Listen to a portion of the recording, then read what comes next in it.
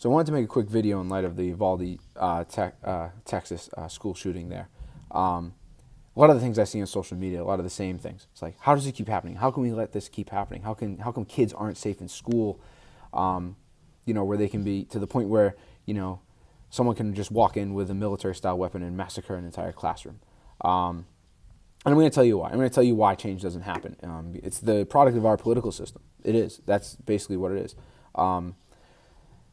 And here's why. It's one thing why, really, and it's the filibuster in the Senate.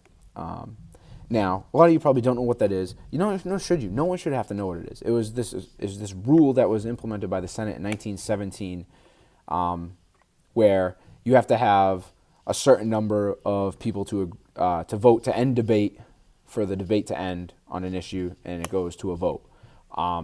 So that's been used throughout the last 100 years to stop a lot of legislation in the Senate. Initially, you had to talk there. You had to talk. That's how you stopped the vote. That was the filibuster. You got up there and you stood and you said whatever you wanted to say. Whether it was famously Strom Thurmond, segregationist senator from South Carolina, getting up there and reading George Washington's farewell address and holding the floor for 24 hours to stop civil rights laws from being passed in 1957. So that's one example. Nowadays, it's not like that. It's a lot different. Now you don't even have to get up there and speak. You can just say, we're going to filibuster, and then now the other side needs 60 votes to pass a law. So right now, what has been happening, despite pretty universal popularity with common sense gun reforms, like universal background checks or red flag laws or assault rifle bans or like limits on ammunition capacity, things like that. Common sense gun reforms that have proven to work in other parts of the world to reduce the instances of mass shooting, not eliminate, but reduce. They're proven to work, but those laws don't get passed here. And that's because the Republican Party has been filibustering gun control laws, in addition to many other things, but that's a different talk for a different day. So right now, despite the Democrats who are for all these gun control laws, common sense reforms, that a majority of the American population agrees with, despite this majority, they cannot pass any laws because of the filibuster. The House, they pass the laws all the time. The House doesn't have the filibuster. They just, they get the simple majority votes and they pass the law up to the Senate, and that's where all this legislation goes to die. So how can we end the filibuster? Well, unfortunately, we have two Democratic senators who are too cowardly to look past their own personal gains. Kyrsten Sinema, a Democrat from Arizona, and Joe Manchin, a Democrat from West Virginia. They're too cowardly to end the filibuster. So what that means is we need to expand the Democrat majority in the filibuster by 2. And there's a very good opportunity for that this November in the midterms. All right. There are very winnable seats for Democrats in Pennsylvania and Wisconsin in particular, but also other winnable seats that may be harder in Ohio and North Carolina, Florida. There are places where Democrats can make gains there as well.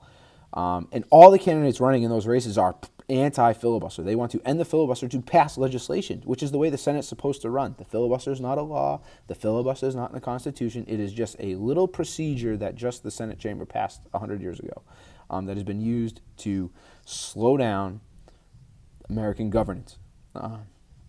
So if you elect, say, John Fetterman in Pennsylvania and Sherry Beasley in North Carolina, and then we hold the other seats that are up, we get gun control laws. It's that simple. Now, obviously, not everyone lives in Pennsylvania, Wisconsin, North Carolina, Florida, so you can't go vote for them. But what you can do is you can sign up to do virtual canvassing for different organizations like Swing Left or Vote Save America. They have great opportunities. I've signed up with them before to canvass, make phone calls for people during the 2020 election, particularly in Michigan. But anyway, so that's how you can do it. If you don't have the money to donate, you can donate your time if you have time. So that's how you can channel your outrage into action, all right? I mean, we're wearing orange today in solidarity, and the solidarity gestures are wonderful, but we really need action, and it's really quite simple. If you vote for those people and the Democrats hold the majority in the House and you expand it by 2 in the Senate, they will pass the laws that will reduce these instances of mass shootings, all right? It may not eliminate everything, and it may take a while for the laws to really have an impact with how many guns are just around in this country right now. But even one life saved is a good thing. And that's how you can do it. That's how you can channel your outrage and into action. And it stinks that's the way to do it. It's not the most ideal way, and I wish as much as anyone it was easier. But that's what democracy is all about. I mean, if you sit around, you can't just sit and hope for stuff to happen in democracy. Democracy only works if you participate. And that's something I tell my students all the time. Democracy only works if you participate. It doesn't matter what you believe in, doesn't matter what your issues are.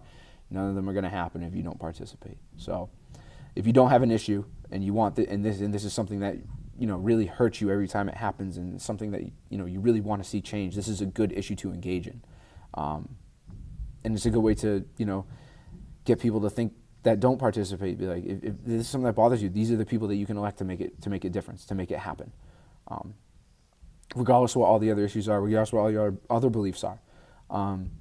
You don't have to agree with everything, but I think this is one of those issues that I think everyone can get behind, to just reduce these things from happening, so we don't have to worry about our kids going into schools again and getting killed. So thank you for listening. If you have any questions, just reach out to me and I'll answer any specific questions you want. Thank you.